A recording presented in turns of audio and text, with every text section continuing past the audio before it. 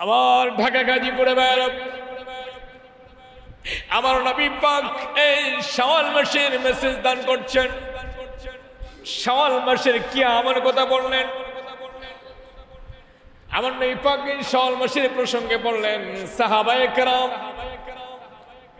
তোমরা পবিত্র মাহে রমজান মাসের 30 রোজা রেখেছো এবং এইটা শাওয়াল মাস, আর এই শাওয়াল মাসের মধ্যেও 6টি নফল রোজা আছে।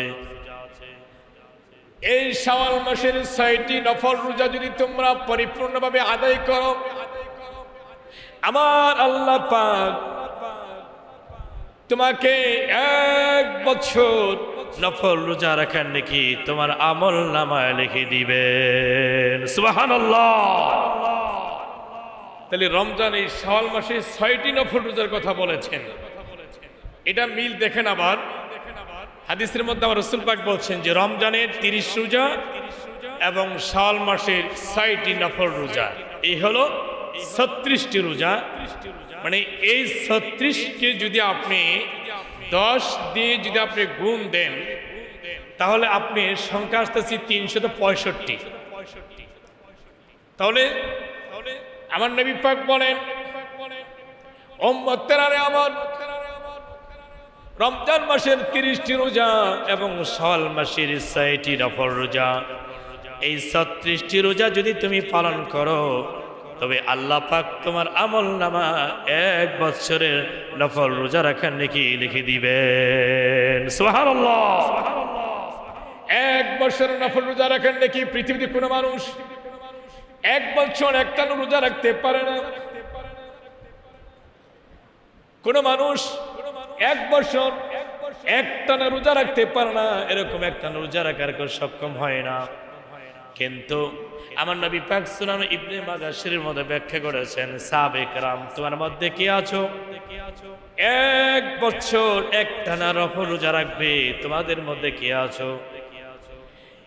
নবী পাকের প্রিয় সাহাবী হযরত মুআজ বিন জাবাল রাদিয়াল্লাহু তাআলা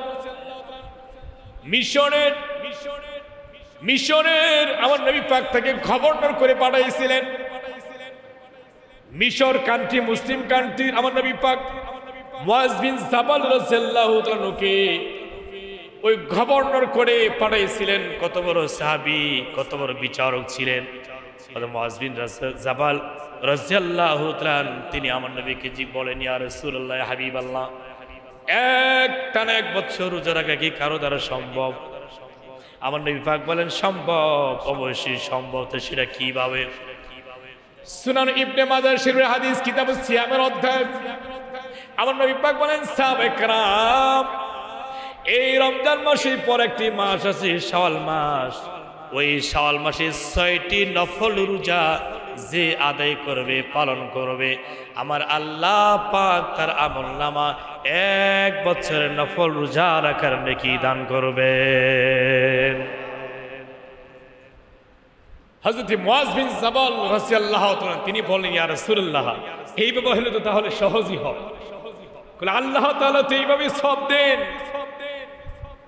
কোরআন পাকের মধ্যে আমার আল্লাহ পাক বলেন, মান জাআ বিল হাসানাতি ফালাহু আশরু আমসালিহা ওয়া মান জাআ বিস সাইয়্যাতি ফালা ইজজা ইল্লা মিসলাহা ওয়া হুম লা ইজলামুন। আমার ঢাকার গাজীপুরে ভাইরা, আমার আল্লাহ পাক বললেন, যে ব্যক্তি একটি নেক আমল করে আমার আল্লাহ পাক তাকে 10টি নেক আমলের সওয়াব তাকে দান করেন। বলে সুবহানাল্লাহ। আমার আল্লাহ পাক বলেন, বান্দা নেক করেছে একটি, আমি সওয়াব দান করে দিয়ে থাকি 10টি। বলেন সুবহানাল্লাহ। বান্দা মহব্বত করে আমি আল্লাহকে একবার ডাক দিন, আল্লাহ আল্লাহ, আমি আল্লাহ বান্দার জবাব 10 বার জবাব দিয়ে থাকি, বান্দা লাব্বাইক ইয়া হাজির আল্লাহ, আমি আল্লাহ তো তোর কাছে হাজির আছি, কিসের জন্য ডাক দিয়েছো? সুবহানাল্লাহ। আমার ভাইরা, আমার প্রিয় নবী সাল্লাল্লাহু আলাইহি ওয়াসাল্লামকে হযরত আব্দুল্লাহ ইবনে ওয়াক্কাস রাদিয়াল্লাহু তাআলা তিনি আমার প্রিয় নবীকে প্রশ্ন করলেন, জিজ্ঞাসা করলেন, প্রশ্ন নয় জিজ্ঞাসা। ইয়া রাসূলুল্লাহ ইয়া হাবিবাল্লাহ, নবী গো, যার রমজান মাস পাওয়ার পরেও যার গুনাহগুলো ক্ষমা করতে পারলো না, আপনি বলেছেন তার মতো হতভাগা এই পৃথিবী জমিনে আর দ্বিতীয় কেউ নাই। নবী গো, আপনার কাছে আমার জিজ্ঞাসা, রমজান মাসে যদি কেউ তার গুনাহগুলো ক্ষমা করতে না পারলো, তার জন্যে দ্বিতীয় কোনো সুযোগ আসেনি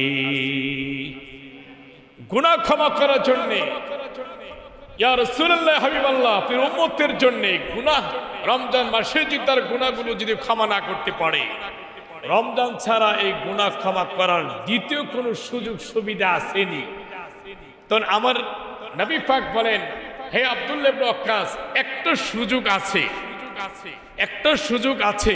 সেটা হচ্ছে কি, রমজান ছাড়াও আমার আল্লাহ পাক রমজানের 3টি আমলের বিনিময়, কয়টি আমলের বিনিময়? 3টি আমলের বিনিময় 2টি সময়ের ভিতরে দিয়ে থাকেন। সুবহানাল্লাহ বলেন, মনোযোগ, 2টি সময়। রমজানে 3টি আমলের বিনিময় 2টি সময়ের মধ্যে দিয়ে থাকেন। 3টি আমল কি কি জানার দরকার? এক নম্বর হলো পবিত্র সিয়াম, একটা হলো সিয়ামুল লাইল, অতএব মানে রমজান মাসে যারা সিয়াম সাধন করেছেন। 2 নম্বর কিয়ামুল লাইল, 2 নম্বর কি কিয়ামুল লাইল, রমজান মাসে যারা তারাবি নামাজ আদায় করেছেন। 3 নম্বর হচ্ছে সাদকাতুল ফিতর, ফিতরা, অতএব মানে দান সাদকা, আল্লাহর রাস্তায় যারা দান সাদকা করেছেন। এই 3টি আমলের বিনিময়ে আল্লাহ বলছেন 2টি সময়ের মধ্যে আমি দিয়ে থাকি। সুবহানাল্লাহ বলেন। আমার ভাইরা, আমার আল্লাহ পাক বলেন, ওই রমজানের আমলের 3টি আমলের সওয়াব, বিনিময়, পুরস্কার, হাদিয়া আমি আল্লাহ 2টি সময়ের মধ্যে দিয়ে থাকি। বুখারীর হাদিস। একটা সময় হলো ওই পবিত্র ঈদুল ফিতরের দিন, আরেকটা সময় হলো ঈদুল ফিতরের যে মাস, শাওয়াল মাস, ওই শাওয়াল মাসের 6টি নফল রোজা রাখার মাধ্যমে আমি আল্লাহ দিয়ে থাকি। সুবহানাল্লাহ। আমার ভাইরা, আমার আল্লাহ পাক সাহাবে কেরাম, তার আল্লাহ পাক তার বান্দার উদ্দেশ্যে বলতেছেন, আমার নবী পাক আল্লাহ পাকের কথা হাদিসে কুদসি আমার নবী পাক বর্ণনা করতেছেন। আল্লাহ পাক রহমতের ফেরেশতার সঙ্গে বলতে থাকেন, ওই রহমতের ফেরেশতারা, পৃথিবীর কোন শ্রমিক যদি কোন তার কাজ সমাধান করে, তার কি বিনিময় হইতে পারে? রহমতের ফেরেশতারা জবাব দেন, আল্লাহ আপনি ভালো জানেন, আল্লাহ আপনি ভালো জানেন। আমার আল্লাহ পাক বলেন, ও রহমতের ফেরেশতারে, পৃথিবীর নিয়ম হলো কোন শ্রমিক যদি কাজ তার সমাধান করে, তার বিনিময় তাকে দিয়ে দেওয়া দরকার, তার ময়নাগুলো দিয়ে দেওয়া দরকার। আমি আল্লাহ আমার বান্দাদেরকে আমি 2টি সময়ের মধ্যে তার বিনিময়গুলো আমি আল্লাহ পরিশোধ করে নেই। 1 নাম্বার বিনিময় হলো পুরো রমজান মাসের মধ্যে আমি আল্লাহর সন্তুষ্টির জন্য যারা 3টি কাজ করলো, 3টি আমল করলো, রমজানের রোজা রাখলো, কিয়ামুল লাইল, তারাবি নামাজ আদায় করলো, সাদকাতুল ফিতর আদায় করলো, ওই সবগুলো আমি আল্লাহ পবিত্র এই ঈদুল ফিতর দিন আমি দিয়ে থাকি। সুবহানাল্লাহ। 2 নম্বর বিনিময় হলো ওই রমজানের পর একটি মাস হলো শাওয়াল মাস, ওই শাওয়াল মাসের 6টি নফল রোজা যারা আদায় করবে, ওই 6টি নফল রোজা রাখার আদায় করার কারণে ওই 6টি নফল রোজা রাখার বিনিময়ে আমি আল্লাহ তার বিনিময়গুলো দিয়ে থাকি। সুবহানাল্লাহ। এজন্য রমজান মাসে এই 6টি নফল রোজা আমাদের অবশ্যই অবশ্যই রাখতে হবে।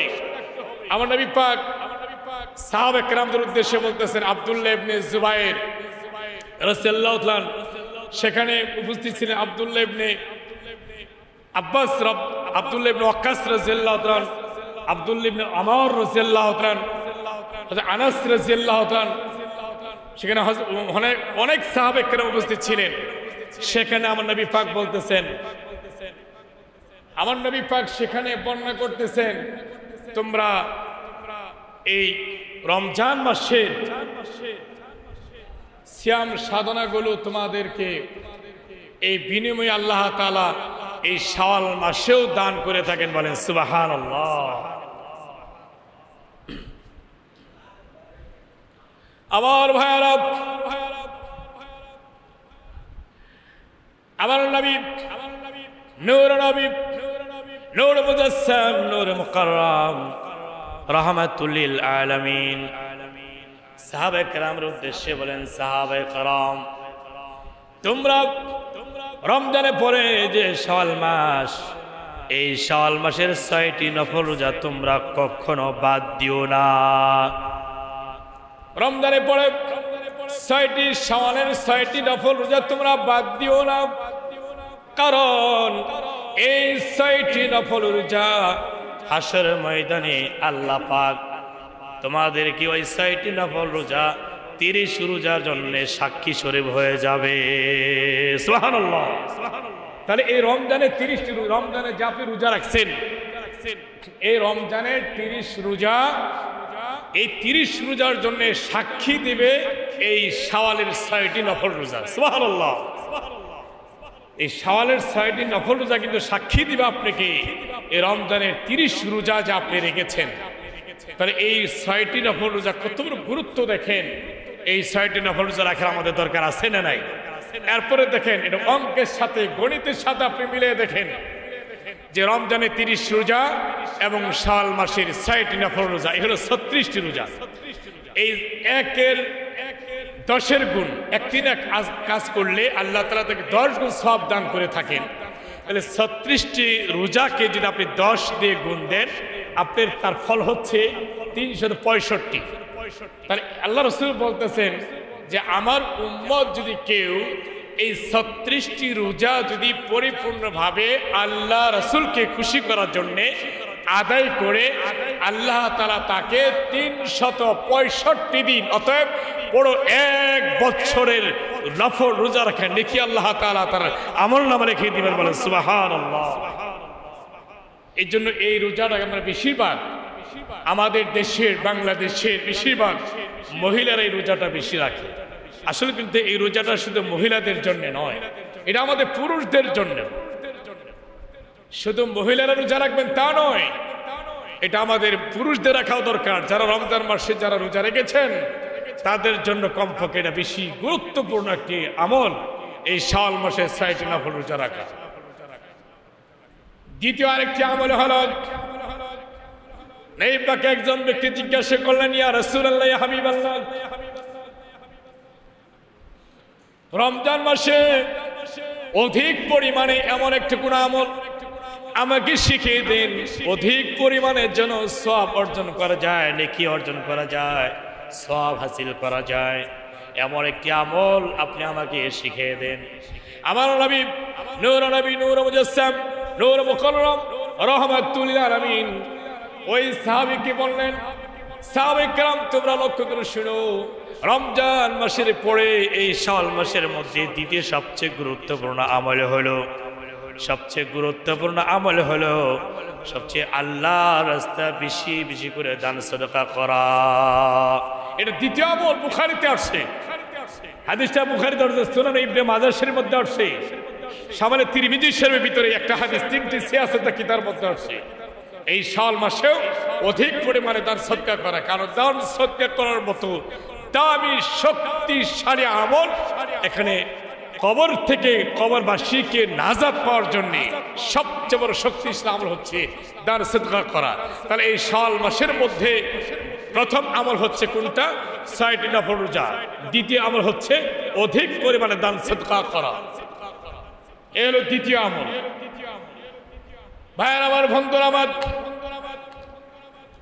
কেন বেশি বেশি করে দান সদকা করবেন, নামাজ পড়বেন, শাওয়াল মাসের নফল রোজা রাখবেন। আমার আল্লাহ পাক পবিত্র কোরআন পাকের মধ্যে বলেন, ফামান ইয়ামাল মিসকাল যাররাতিন খায়রান ইয়ারা ওয়া মান ইয়ামাল মিসকাল যাররাতিন শাররান ইয়ারা। আমার ভাইরা, আমার আল্লাহ পাক বলেন,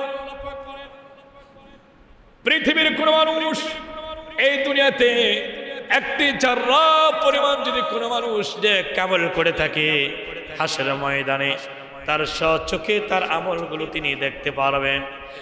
আর যারা যারা পরিমাণে যারা বদ আমল করবে, খারাপই করবে, এইটাও হাসরের ময়দানে তিনি তার স্বচক্ষে তিনি দেখতে পারবেন।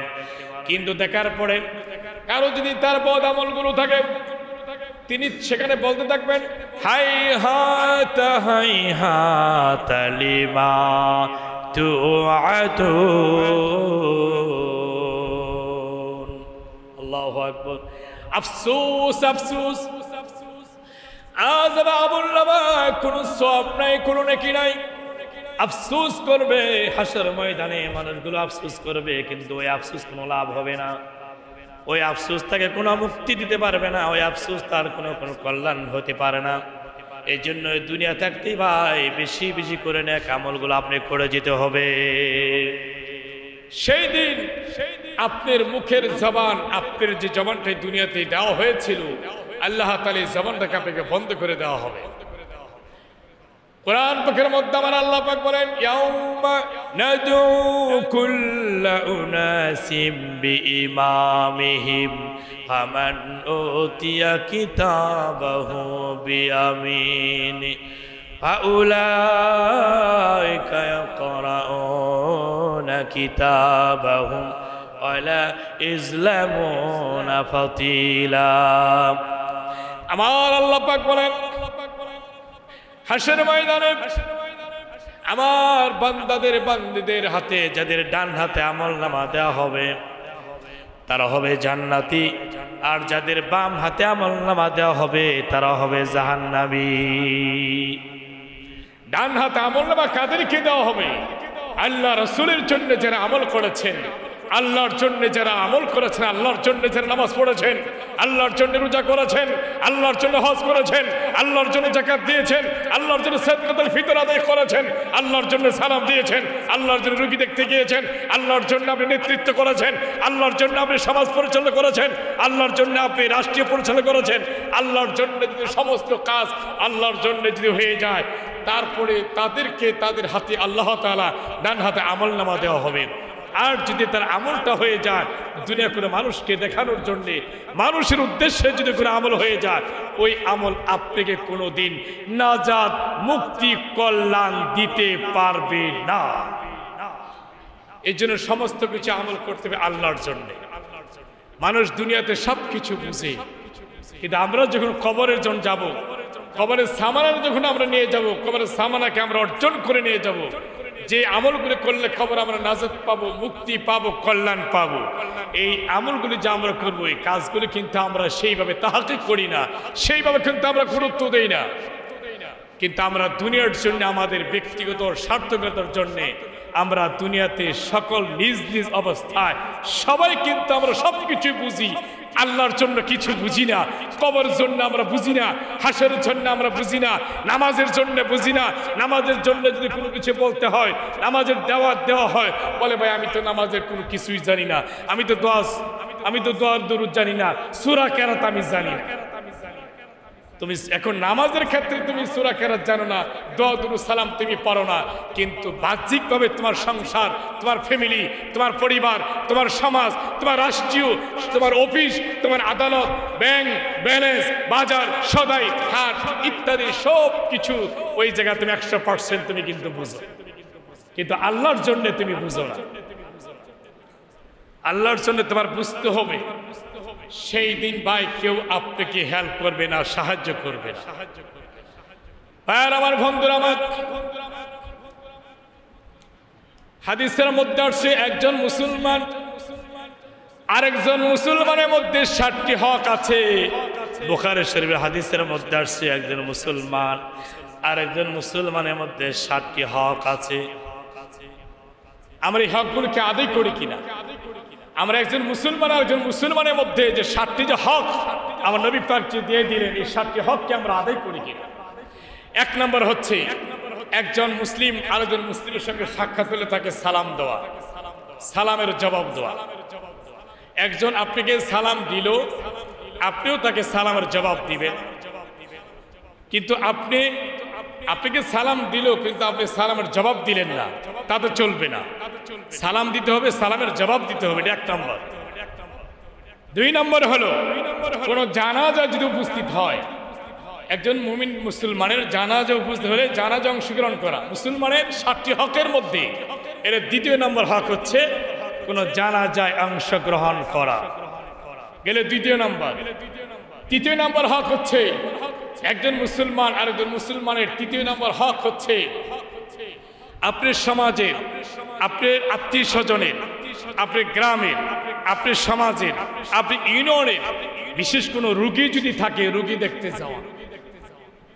আমরা তো এই অভ্যাসগুলো আমাদের ভিতরে নেই, আমাদের ভিতরে এই সমস্ত অভ্যাস, এই সমস্ত আমলগুলো আমাদের মধ্যে নেই। রোগী দেখা একজন মুসলমান আর একজন মুসলমানের মধ্যে যে 7টি হক, তার মধ্যে 3য় নম্বর হচ্ছে রোগী দেখতে যাওয়া। রোগী দেখতে যাওয়া, এটা রোগী দেখার যে কত বড় একটি সওয়াব।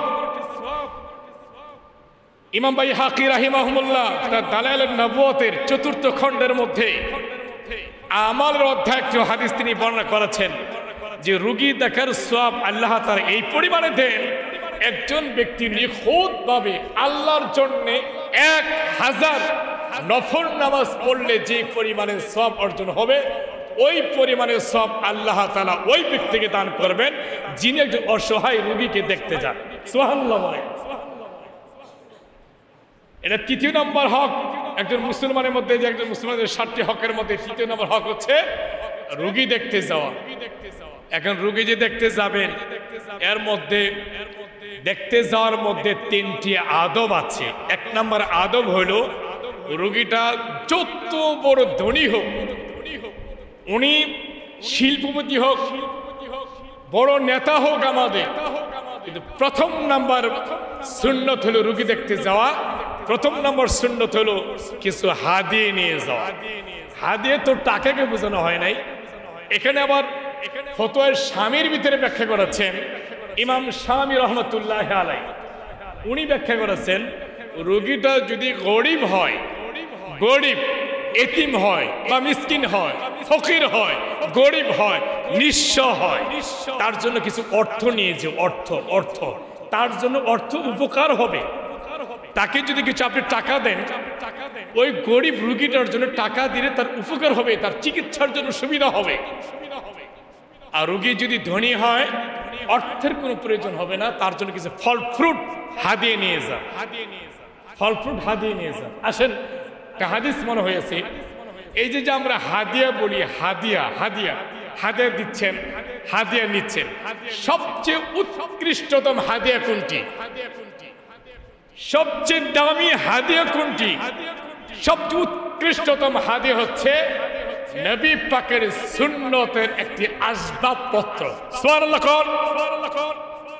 সুন্নতের আসবাবপত্র কিন্তু বহু বছর, 1 বছর। সুন্নতের আসবাবপত্রের মধ্যে মাথায় একটা টুপি সুন্নত, মেসওয়াক, এই যে ডালে মেসওয়াক কিনতে পাওয়া যায়, মেসওয়াক বলতে ব্রাশ বুঝেন না, কিন্তু আমার ব্রাশ কিন্তু কখনো সুন্নত না। এই যে আমরা টুথপেস্ট দিয়ে যে আমরা মেসওয়াক করি, এই টুথপেস্ট দিয়ে, পেপসোডেন্ট দিয়ে আমরা যে ব্রাশ করি, এটা কিন্তু সুন্নত নয়, কখনো সুন্নত নয়। সুন্নতের পদ্ধতি সিস্টেম হলো 2। 1 নম্বর হলো এই যে আপনার শাহাদাত আঙ্গুল দিয়ে আপনি নিজের মুখে ব্রাশ করবেন। শাহাদাত আঙ্গুল যে পথ দেখায়, রাস্তা দেখায়, অমুকের বাড়ি কোনটা, ওদিকে, ওই রাস্তা কোন দিকে, ওই দিকে, এই যে শাহাদাত আঙ্গুল, এটা দিয়ে আপনি নিজের দাঁত ব্রাশ করলেন বা দাঁত মেসা করলেন, এটা 1 নম্বর। 2 নম্বর হচ্ছে আপনার যে কোনো গাছের ডালের মধ্যে তো যে কোনো গাছের ডাল হয় না, মেসেপ করার জন্য কোন গাছের ডাল উত্তম? এর মধ্যে 1 নম্বর হচ্ছে নিমের ব্যাপারে হাদিসের মধ্যে আসছে। দেখেন, নিম কিন্তু প্রচন্ড তিতার পরে রমজান মাসে এই তিতা নিম গাছের ডাল দিয়ে ব্রাশ করলে বা ডাল দিয়ে মেসওয়াক করলে ওই তিতার স্বাদ যদি আপনি পেটের ভিতরে চলে যা, হলকমের ভিতরে চলে যা, তারপরে রোজা নষ্ট হয় না। আল্লাহ কত বড় মেহেরবান, কারণ ওই গাছের ডালের মধ্যে আল্লাহ কুদরতি ভাবে স্বাদ তিনি দিয়ে দিচ্ছেন। এই যে 1 নম্বর হলো আপনার গাছের নিম গাছের ডাল দিয়ে মেসওয়াক করবেন। এতে উপকার কয়টা দেখেন। 1 নম্বর উপকার, আপনার দাঁত শক্ত থাকবে, দাঁত পরিষ্কার হবে, দাঁত শক্ত থাকবে। 2 নম্বর, চোখের তিতা থাকার কারণে চোখের জ্যোতি বেড়ে যাবে, তিতা থাকার কারণে ব্রেন বেড়ে যাবে, তিতা থাকার কারণে রক্ত পরিষ্কার থাকবে, তিতা থাকার কারণে আপনার মস্তিষ্ক আপনার সূক্ষ্ম থাকবে। অনেকগুলো বর্ণনা আছে। তাহলে ওই যে হাদিয়া দেওয়ার মধ্যে আমরা উৎকৃষ্ট হাদিয়া পাইলাম কি? সুন্নত কিছু বস্তু হাদিয়া দেওয়া, টুপি, মেসওয়াক এবং কোন সুন্নতি জামা, এই যে শার্ট, প্যান্ট, গেঞ্জি, এগুলো নয়। যেমন পাঞ্জাবি একটা সুন্নত, এটা আপনি দান করলেন। পাগড়ি পড়ার সুন্নত, এটা পাগড়ি তাকে দান করলেন। এগুলো হলো সবচেয়ে হাদিয়ার মধ্যে 1 নম্বর হাদিয়ার সুন্নত হলো যে হাদিয়ার মধ্যে যে বস্তুর মধ্যে সুন্নত রয়েছে ওই বস্তুগুলো হাদিয়া দিতে হয়। আর 1 নম্বর হাদিয়ার মধ্যে 1 নম্বর বস্তু হলো এটা হাদিস। তাহলে আমরা কি পাইলাম? রোগী যখন আপনি দেখতে যাবেন, আপনি হাদিয়া নিয়ে যাবেন। যদি গরিব হয় তার জন্য কিছু অর্থ দান করবেন, তার জন্য চিকিৎসা করতে তার সুবিধা হয়, অর্থ দান করবে। কিছু ফল ফ্রুট নিয়ে যাবেন তার আপনার সামর্থ্য অনুযায়ী। তাহলে 3 নম্বর, এক মুসলমান আর এক মুসলমানের মধ্যে 7টি হকের মধ্যে 3য় নম্বর হক হলো রোগীকে দেখতে যাওয়া, খালি হাতে যাবেন না, আপনার সাধ্য অনুযায়ী কিছু হাদিয়া নিয়ে যাবেন, টাকা পয়সা বা ফল ফ্রুট নিয়ে যাবেন। আর রোগী যত ধনী হোক আপনি কিছু ফল ফ্রুট হাদিয়া নিয়ে যাবেন। এইগুলো 3য় নম্বর। 4র্থ নম্বর, একজন আপনার সামনে হাঁচি দিচ্ছে, এই যে হাঁচি দিচ্ছে, এর হাঁচির মধ্যে কোরআনে আয়াতের রহস্য আছে। সুবহানাল্লাহ কোন?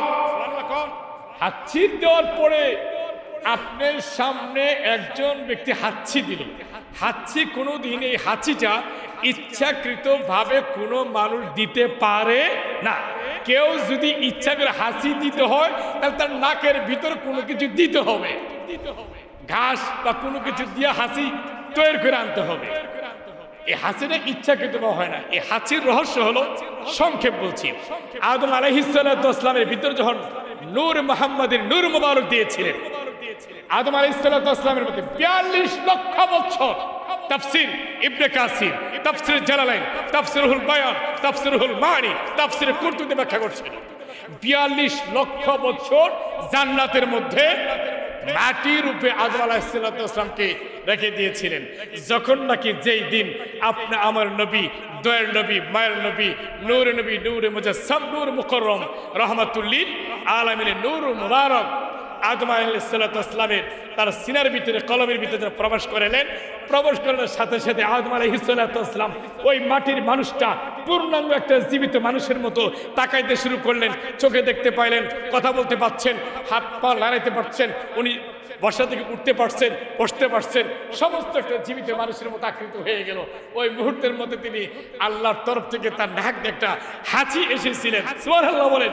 ওই হাঁচিটা আসার সাথে সাথে আদম আলাইহিস সালাতু ওয়াস সালাম তার শরীরের ভিতরে এমন একটা আরাম আয়েশ তার ভিতরে চলে আসছে, আল্লাহর শুকরিয়ার জন্য তিনি বলেছিলেন আলহামদুলিল্লাহ। তাফসীরের মধ্যে উল্লেখ করেছেন।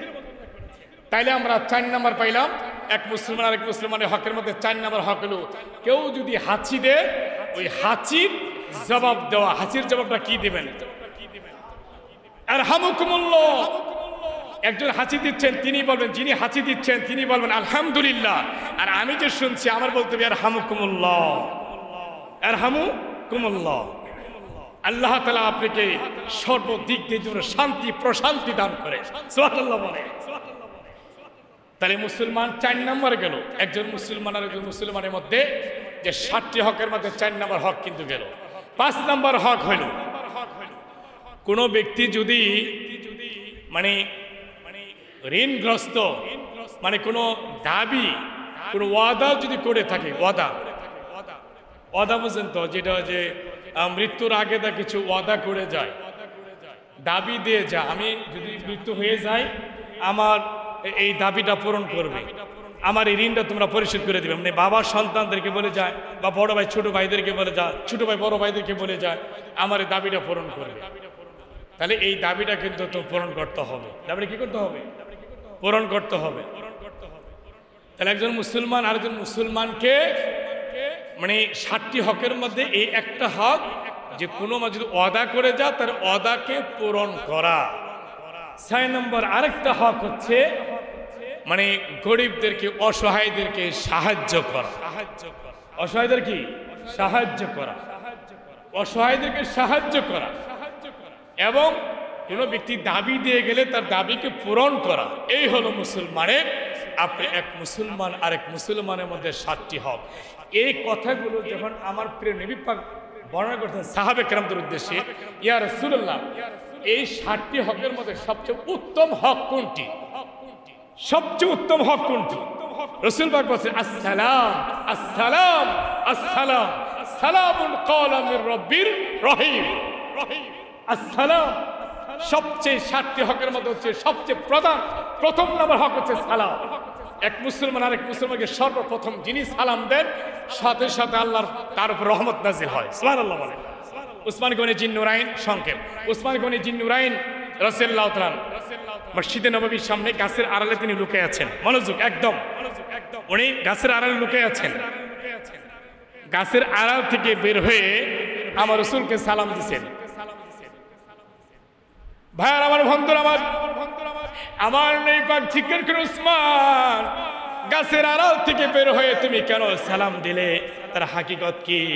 উসমান গনি জিন্নুরাইন তিনি বলেন ইয়া রাসূলুল্লাহ ইয়া হাবিবাল্লাহ আপনাকে আমরা একাধিক চেষ্টা করেছি ইয়া রাসূলুল্লাহ আপনাকে সালাম দেওয়ার জন্য, কিন্তু আপনাকে আমরা আগে সালাম দিতে পারি নাই। এই জন্য আমি বুদ্ধি করলাম এই মসজিদে নববীর সামনে গাছের আড়ালে আমি লুকিয়ে আছি। যখন নাকি দেখলাম আপনি পূর্ব দিক থেকে আপনি আসতেছেন, গাছের আড়াল থেকে বের হয়ে আপনি নবীকে আমি প্রথম সালাম দিয়ে দিলাম। সুবহানাল্লাহ। ওই মুহূর্তের মধ্যে আল্লাহ খুশি হইয়া আল্লাহর তরফ থেকে কোরআন পাকের আয়াত নাজিল হয়ে যায়। সুবহানাল্লাহ। এই জন্য মুফাসসিরিন কেরাম ব্যাখ্যা করছেন এই আয়াতটা উসমান গনি জিন্নুরাইনের শানে আয়াত নাজিল হয়ে গেছে। কি আয়াত? সালামুন কাওলাম মির রাব্বির রহিম। দেখেন সালাম দেওয়ার পরেও কোরআন আয়াত নাজিল হয়ে গেছে। এখন আমাদের মধ্যে এই প্রচলন নাই, আমাদের মধ্যে শিক্ষা নাই, আমাদের মধ্যে শিক্ষা নাই। দুই চেয়ারওয়ালা লাগছে নি ঝগড়া, চেয়ার তো দুইজনেরই দরকার, বুঝলেন না? এক চেয়ারওয়ালা আরেক চেয়ারওয়ালার ঠাইনে নিয়ে আসছে চেয়ার নেওয়ার জন্য। এখন তো চেয়ার তো দুইজনেরই দরকার, চেয়ার তো হলো একটা, একসাথে মুশকিল। সেদিন দেখলাম যে জানালার মধ্যে বই একজন নামাজ পড়তেছে, কি বুঝলেন? জানালার মধ্যে বৈশাখ মানে গিরিল ধইরা লইটকে নামাজ পড়তেছে ফরক। উনি ওখান থেকে আবার ইশারা দিতেছে হুজুর হইব নি? হ্যাঁ হইব হইব হইব। মানে জানালার মধ্যে এক সাইড একটু বইছে আর গিরিল টানবার হাত ঢুকে গিরিল পাঞ্জাতে ধরে নামাজ পড়ছে সবে কতটা দিন। আমি ঠিক আছে আল্লাহ পাক কবুল করবেন, ইনশাআল্লাহ পড়েন, অসুবিধা নেই। অসুস্থ এই জন্য তো আমরা সুস্থ কোনো মানুষকে যদি আমরা রিকোয়েস্ট করি আপনি চেয়ার নামাজ পড়বেন, পড়বে কেউ? বলেন কেউ পড়বে? কেউ পড়বে না। অসুস্থ, অসুস্থ দেখে চেয়ারে বসে নামাজ পড়ে। যাক বিষয়গুলো আল্লাহ তাআলা আমাদের সকলকে আজকে এই শাওয়াল মাসের তাৎপর্যের উপরে যে আলোচনাগুলো করলাম এই প্রত্যেকটি কথার উপর আল্লাহ তাআলা আমাদের সকলকে আমল করার তৌফিক দান করে বলেন আমিন।